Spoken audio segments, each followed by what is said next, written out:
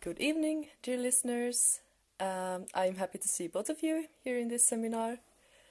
And if you have any questions at any point, please feel free to interrupt me. Uh, yeah. So, my topic for the literature review is language borders and nationalism in Yugoslavia. And the research questions that I was looking for the answers to were what is the role of the borders in Yugoslavia? And how were the language borders defined? And what was the connection between the language and the nationalism? And most importantly, I was trying to find out the division of the Serbo-Croatian language, which was the main language in Yugoslavia, and basically the only official accepted language. And yeah, there's been several researches about it, and yet no consensus reached on this topic.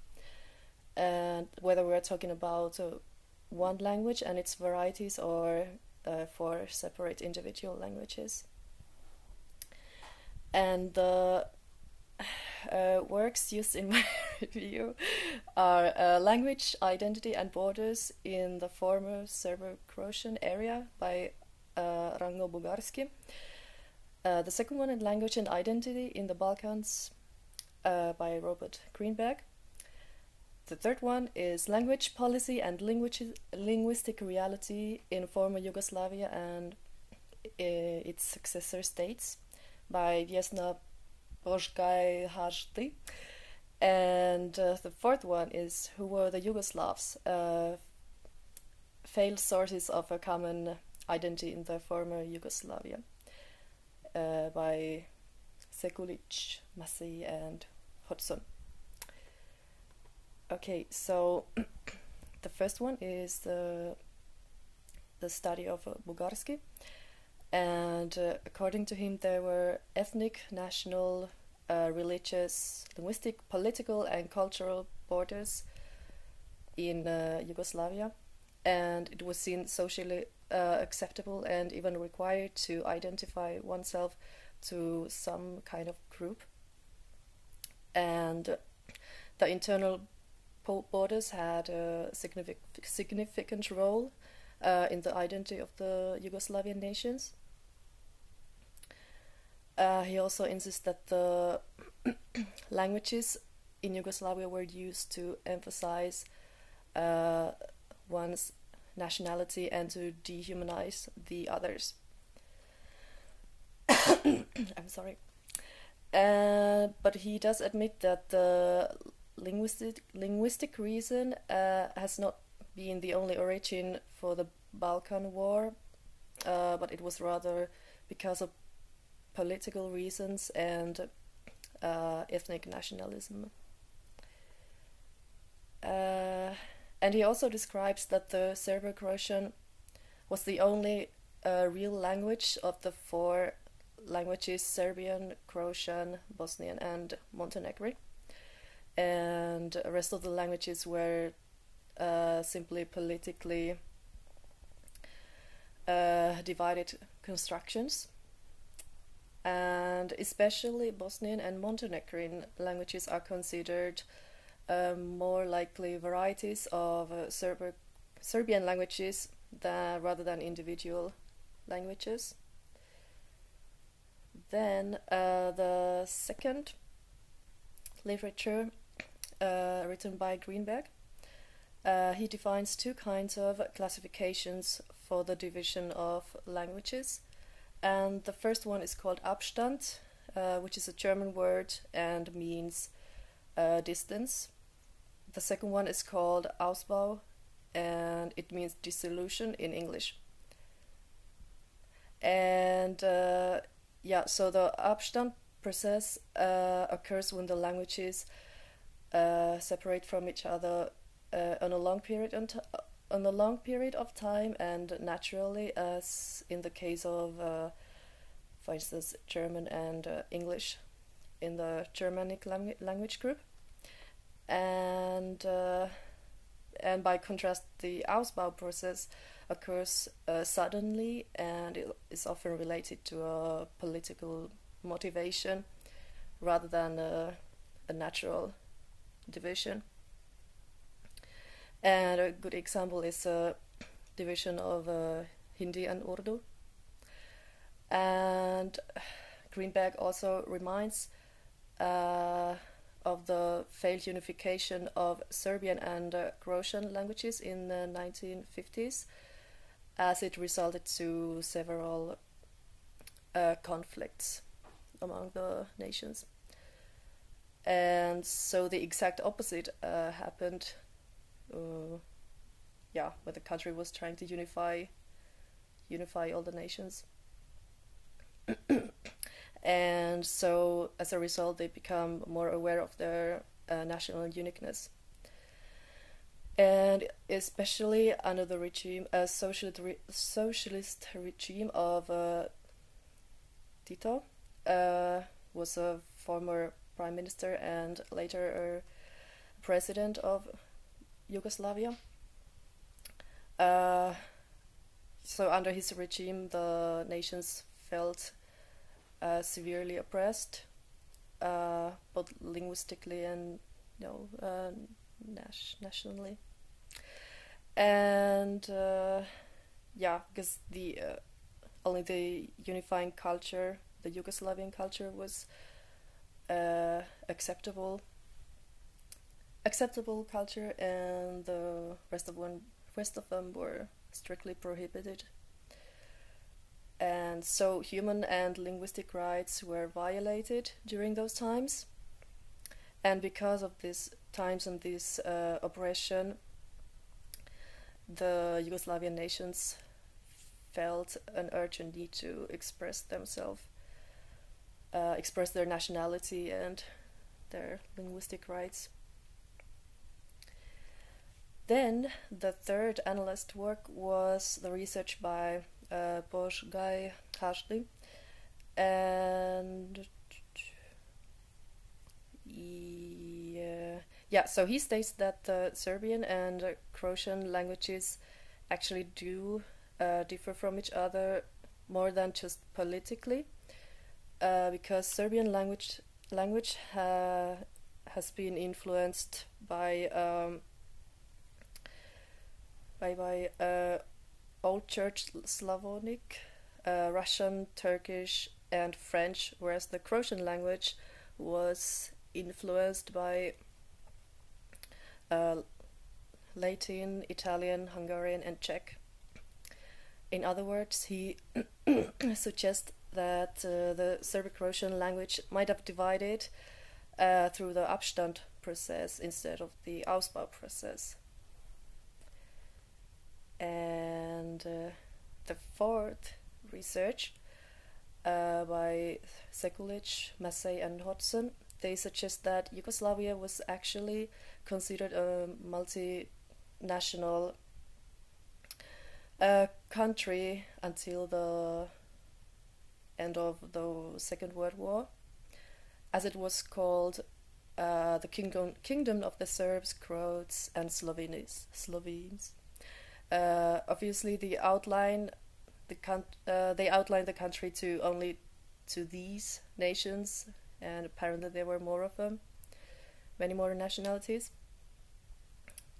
And furthermore, they did acknowledge the Muslim minority from the beginning of 1971, which indicates that Yugoslavia was not home of only one nation, but it did accept the existence of the minorities as well, the other nations. And as a conclusion, I would say that the resources that I used, they gave quite a good answer to my research questions, and they were all informative.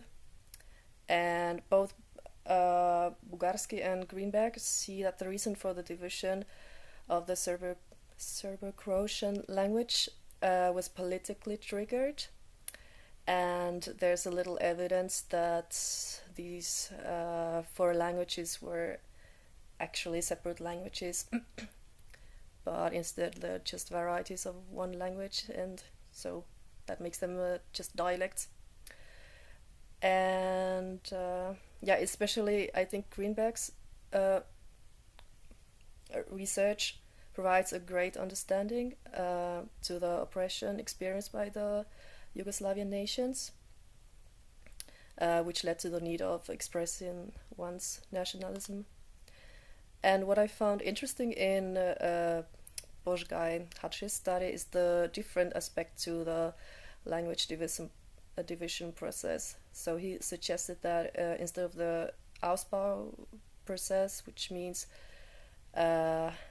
because of active political will, it occurred because of through this Abstand process, which means that it actually was a natural process because of the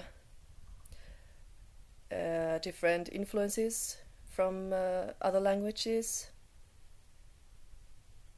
and and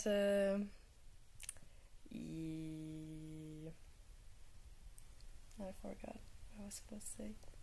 Yeah, so like the Serbian was influenced by the East and Croatian, whereas Croatian was influenced by the Western languages. Yeah, so according to him, it was not only politically motivated decision. And the fourth study also provided an alternative perspective to the nationality in Yugoslavia. And from his study, one can understand that despite of the common and official culture, the different nations did coexist.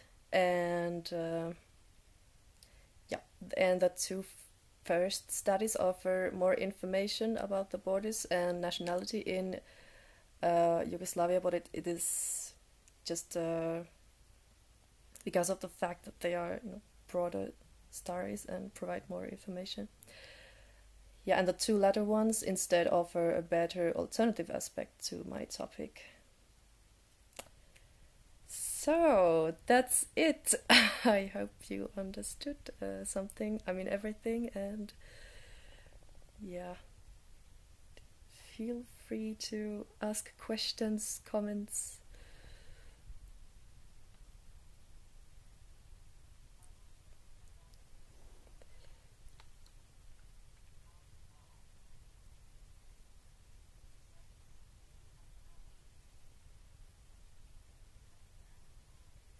Did I say so? I obviously I meant it's a German word.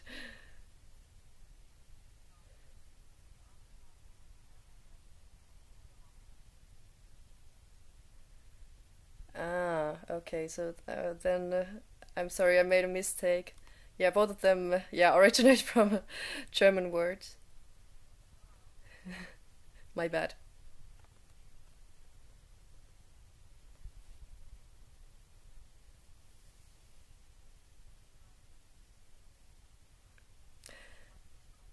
Yes, please.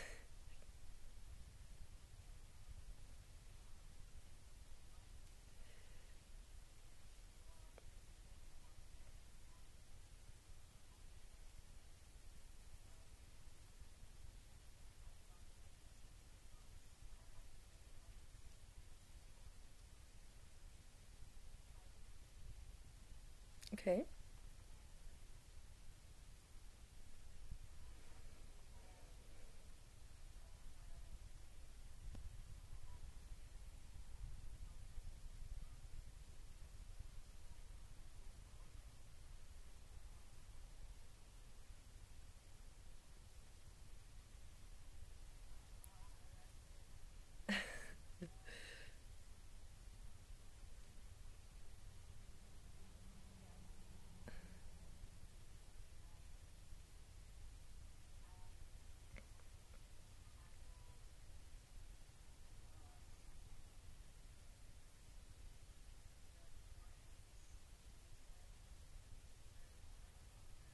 Sorry, what did you say?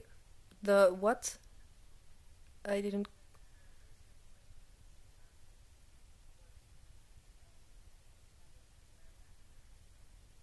Ah, okay, okay, yeah.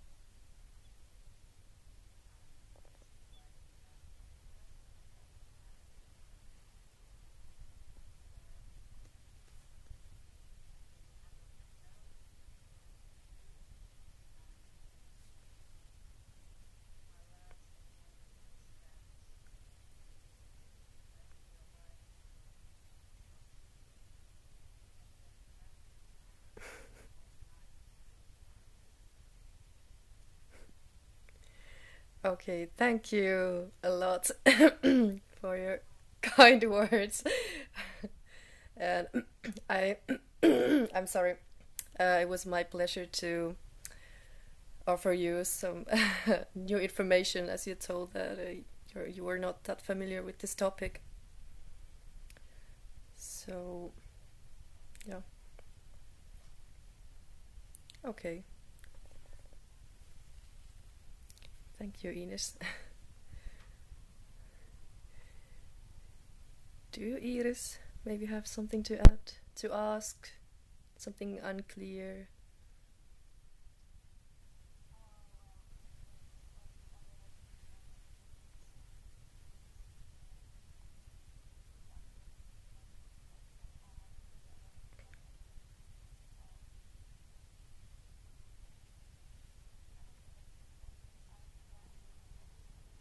Okay.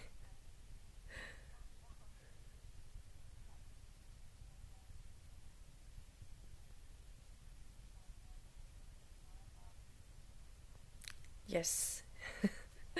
Oh, that's a very nice feedback to find out that you got the uh, will to learn, find out more about this topic. And please feel free to use my references. So,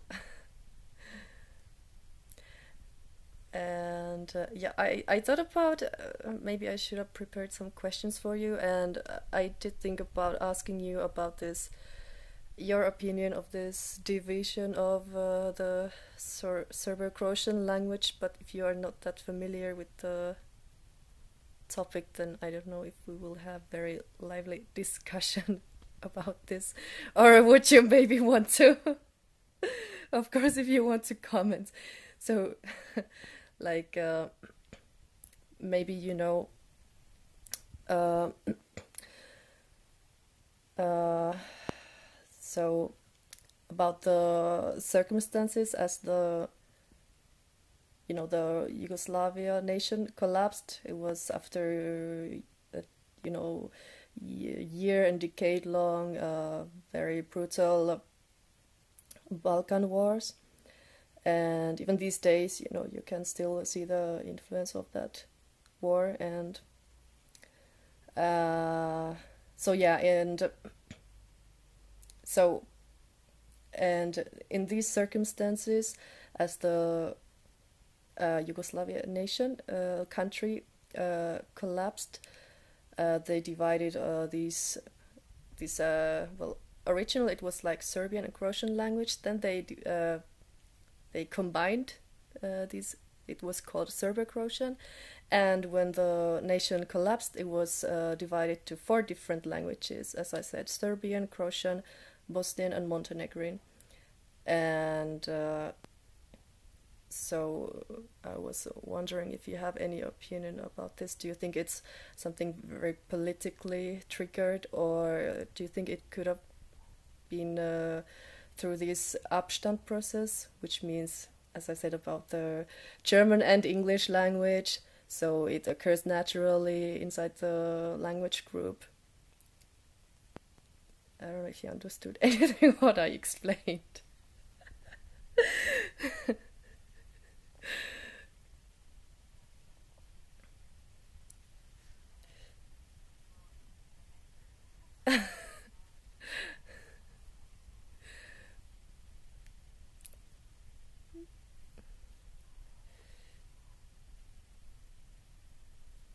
It's a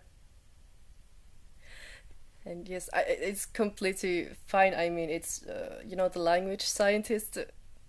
Well, we are also kind of a language scientist, at least on the way, and so maybe we can also comment this topic. But like the actual researchers, they have also not been able to fully define like whether it was through this Abstand or Ausbau process. So if you don't know it, there is no right answer. So and what I personally think that as the Bosch guy said that there were differences definitely between the Serbian and Croatian languages because one of them was influenced by the East and the other one was influenced by the Western languages.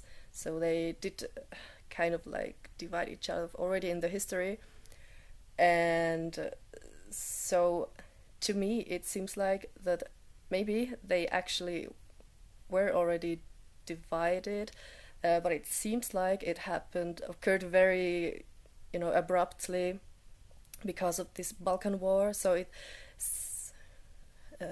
yeah, it seems like it was following the Ausbau process, which means like because of political reasons, but they already had this division earlier. So yeah, so actually I do think that it could be a natural division.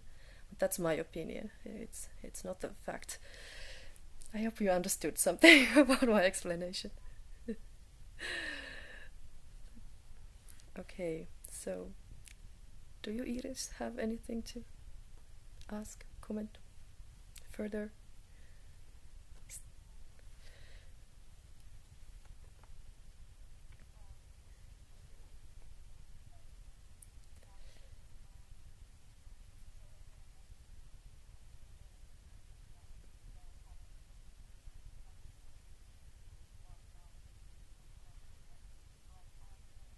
Yes, true. Okay. Okay, yeah, it's fascinating. Also for me, that's why I chose it. All right, so I think that's it. If you are satisfied, then thank you for listening. Thank you for your cooperation and great discussion.